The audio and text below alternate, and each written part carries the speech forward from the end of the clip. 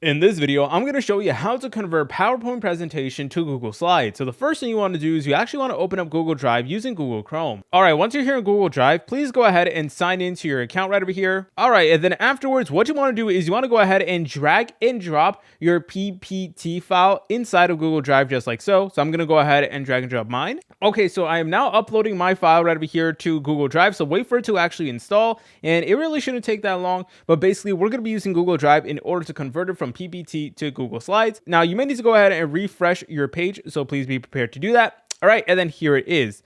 Now, what you want to do is you want to double click on it just like so in order to open it up. It is now going to open the file in Google Slides automatically. So this is a pure PPT file, and yep, as you're able to tell, here it is. Then what you want to do in order to save it as Google Docs is go to the top menu, select on File, and then select on this option that says Save as Google Slides. And then afterwards, you should be good to go, and this is now going to be in Google Slides format, and you can go ahead and do whatever things you need to do. If you guys found this video helpful, make sure to leave a like and subscribe. I'll see you in the next tutorial.